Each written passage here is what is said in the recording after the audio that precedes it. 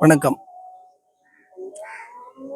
காவி உடை அது யாரோடது அப்படிங்கிற கேள்விக்கு மக்கள்கிட்ட கேட்டாக்க என்ன பதில் சொல்லுவாங்க? அது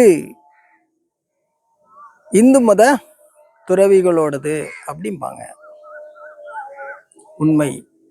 இந்த இந்து மதம் அப்படிங்கிறது என்ன? இந்து அப்படிங்கிறது இந்த இந்திய மண் சார்ந்த பெயர். ஆனா இந்த மதம் எல்லாமே எந்த மதம் அப்படின்னா பௌத்த மதம். பௌத்த மதம் தான் இந்து அப்படிங்கிற இந்து மதம்ங்கிற பெயர் உள்ள கொண்டு வரப்பட்டது. இந்தியா முழுக்க முழுக்க உலகம் முழுக்க முழுக்க இருந்த மதம் மார்க்கம் வாழ்வியல் மார்க்கம் அப்படிங்கிறது பௌத்த வாழ்வியல் மார்க்கம். பௌத்தன் தான் கால நேரத்தை அளவீடு செய்தவன், இந்த உலகத்துக்கு சொன்னவன். பௌத்தன் அப்படிங்கிறது பௌர்ணமி பிறப்பு. அவன் பௌர்ணமியில் அவன் பிறந்தான். இப்ப பாருங்க, பிறையை அடிப்படையாக வைத்து அந்த கால நேரங்களை கணிப்பதுதான் காலண்டர். பௌத்தன் தான் இந்த காலண்டரை உருவாக்கினவன். காலண்டர் அப்படிங்கிற வார்த்தை கால அந்தன் அப்படிங்கிற அந்த ஒரு பெயர்ல இருந்து வந்ததுதான் காலண்டர்.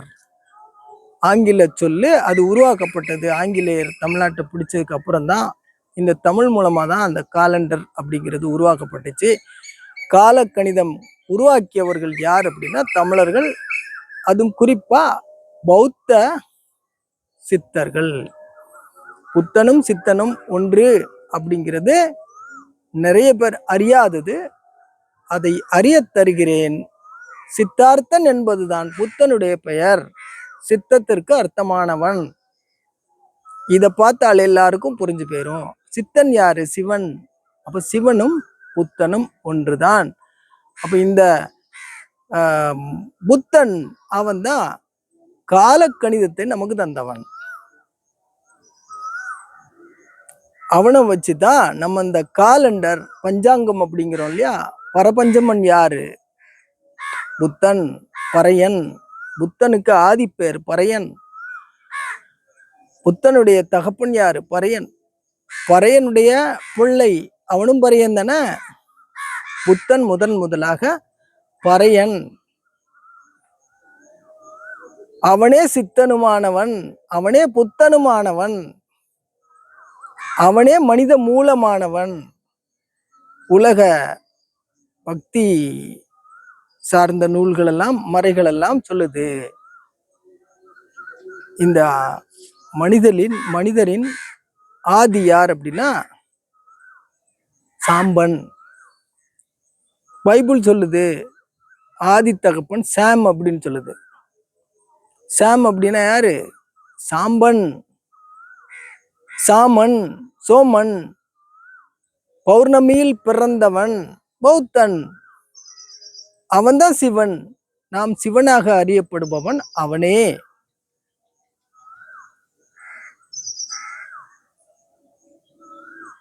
இந்த விஷயத்த இந்த தமிழ் ஆன்மீகவாதிகள் புரிஞ்சுக்கணும். பௌத்தன் அப்ப எங்க பிறந்திருப்பான் அப்படின்னா தமிழ்நாட்டுல பிறந்தவன் தான். புத்தன் பிறந்த இடத்தை இன்றைக்கு யாராவது உறுதியாக காட்டுகிறார்களா? இல்லை. ஒவ்வொரு இடத்த காட்டுவாங்க. புத்தன் தான் சிவன், சிவன் தான் புத்தன். தென்னாடுடைய சிவனே போற்றிம்பாங்க இல்லையா. அந்த தென்னாட்டு மகர ஜோதி தான் புத்தன் அப்படிங்கிறதுதான் ஆன்மீக தரப்புல உள்ள உண்மை. இந்த உண்மையை எல்லாரும் புரிஞ்சுக்கிட்டாங்க அப்படின்னா ஆன்மீகத்துல மிகப்பெரிய தமிழ்நாட்டு அளவுல மிகப்பெரிய மாற்றம் வரும். ஏன்னா இந்த புத்த வழிபாடு பள்ளி வழிபாடு. புத்தர் தன்னை வணங்க சொல்லல. ஆனா புத்தன் மறைந்த பிறகு அவரை கடவுளாக்கினார்கள். அந்த கடவுள் தான் சிவ வழிபாடு, பள்ளி வழிபாடு. சிவ வழிபாடு ரெண்டு வழிபாடு. ஒண்ணு பறை வழிபாடு, ஒண்ணு பள்ளி வழிபாடு. பறை வழிபாடுன்னா நேரடியா சூரியனை வணங்குறது, பறையனை வணங்குறது. பள்ளி வழிபாடுன்னா மறைந்த முன்னோர்களை வணங்குறது. அதாவது எல்லா உயிர்களும் சிவன் இருக்கான் அப்படின்ன உடனே சிவன் சிவன் தான் வந்து உயிர்களை பிரசவிக்கிறான். அவன் மறைஞ்ச உடனே திரும்ப சிவன்கிட்டே போயிடுறாங்க அப்படிங்கிற நம்பிக்கை.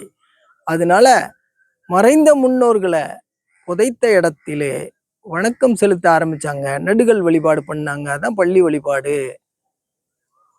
அந்த பள்ளி கொண்ட முன்னோரை வழிபடுறது. இப்போ இஸ்லாத்துல பள்ளி வழிபாடுன்னு சொல்றாங்க இல்லையா, பள்ளி வாசல் வழிபாடு, தர்கா வழிபாடு அப்படின்றாங்க. அது இந்த பள்ளி வழிபாட்டினுடைய நீட்சி தான். ஆப்கானிஸ்தான்ல வந்து இங்க உள்ள வழிபாட்டு முறைகளுடைய எல்லாமே இருக்கு அப்படின்றாங்க இல்லையா. ஆப்கானிஸ்தான்ல மிகப்பெரிய புத்தர் சிலை இருந்தது. அதை சமீபத்துல உடைச்சிட்டாங்க. அப்ப ஆப்கானிஸ்தான்ல எந்த மதம் முன்னாடி இருந்திருக்கு அப்படின்னா புத்த மதம் இருந்திருக்கு. அரபு நாடு முழுக்க முழுக்க புத்த மதம் தான் இருந்திருக்கு. அங்க பள்ளி வழிபாடு தான் இருந்திருக்கு, பள்ளி வாசல் வழிபாடு தான் இருந்திருக்கு, இந்த உருவ வழிபாடு எல்லாம் இருந்திருக்கு. இன்றைக்கு ஏக இறை கருத்துக்குள்ள வந்துட்டாங்க அவங்க. இங்க தமிழ்நாட்டுல ஏக இறை வழிபாடு இருந்திருக்கு, பள்ளி வழிபாடு இருந்திருக்கு, இந்த ரெண்டும் இருந்திருக்கு. இங்க ஒரே நேரத்துல முதல்ல தொடங்குறது ஏக இறை வழிபாடு தான், இயற்கை வழிபாடு தான். அதுல இருந்து பள்ளி வழிபாடு தொடங்குது. அப்போ 2 வழிபாடா இங்க இருக்கு.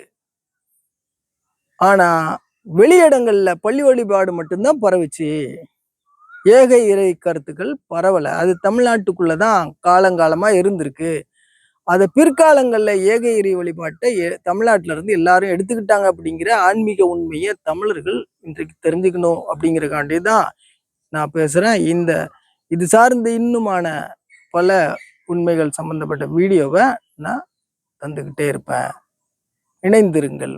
நன்றி, வணக்கம்.